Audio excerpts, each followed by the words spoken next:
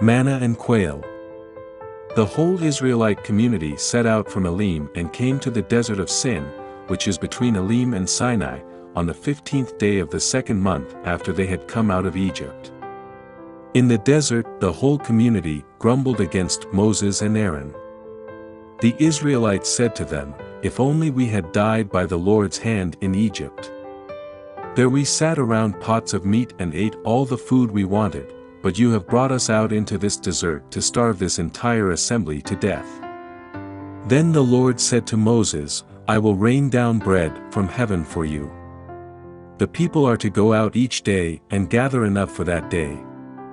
In this way I will test them and see whether they will follow my instructions. On the 6th day they are to prepare what they bring in, and that is to be twice as much as they gather on the other days." So Moses and Aaron said to all the Israelites, "In the evening you will know that it was the Lord who brought you out of Egypt, and in the morning you will see the glory of the Lord, because he has heard your grumbling against him. Who are we, that you should grumble against us?" Moses also said, "You will know that it was the Lord when he gives you meat to eat in the evening, and all the bread you want in the morning, because he has heard your grumbling against him.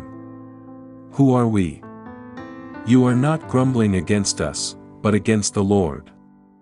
Then Moses told Aaron, "Say to the entire Israelite community, 'Come before the Lord, for he has heard your grumbling.'"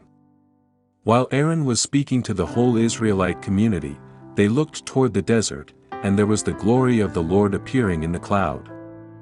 The Lord said to Moses, "I have heard the grumbling of the Israelites. Tell them, at twilight you will eat meat, and in the morning you will be filled with bread. Then you will know that I am the Lord your God." That evening quail came and covered the camp, and in the morning there was a layer of dew around the camp. When the dew was gone, thin flakes like frost on the ground appeared on the desert floor. When the Israelites saw it, they said to each other, "What is it?" For they did not know what it was. Moses said to them, "It is the bread the Lord has given you to eat. This is what the Lord has commanded, everyone is to gather as much as they need.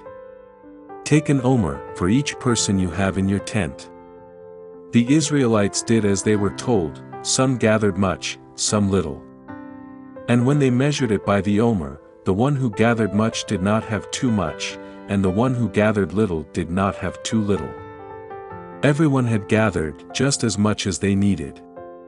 Then Moses said to them, "No one is to keep any of it until morning." However, some of them paid no attention to Moses. They kept part of it until morning, but it was full of maggots and began to smell. So Moses was angry with them. Each morning everyone gathered as much as they needed, and when the sun grew hot, it melted away. On the 6th day, they gathered twice as much, 2 omers for each person, and the leaders of the community came and reported this to Moses.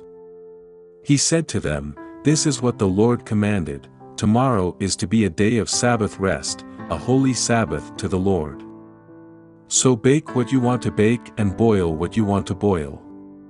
Save whatever is left and keep it until morning."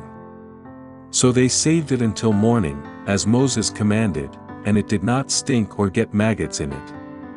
"Eat it today," Moses said, "because today is a Sabbath to the Lord.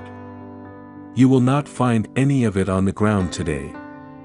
6 days you are to gather it, but on the 7th day, the Sabbath, there will not be any." Nevertheless, some of the people went out on the 7th day to gather it, but they found none. Then the Lord said to Moses, "How long will you refuse to keep my commands and my instructions? Bear in mind that the Lord has given you the Sabbath, that is why on the 6th day he gives you bread for 2 days.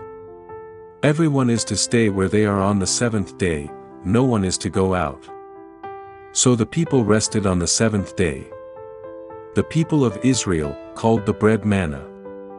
It was white like coriander seed and tasted like wafers made with honey.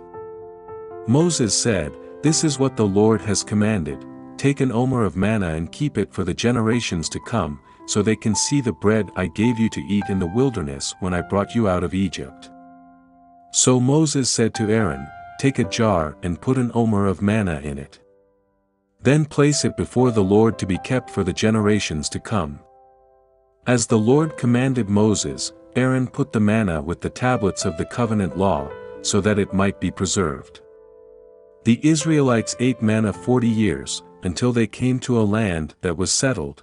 They ate manna until they reached the border of Canaan. An omer is 1/10 of an ephah. Thank you for listening to the word of the Lord. Find out how to help our project in the description.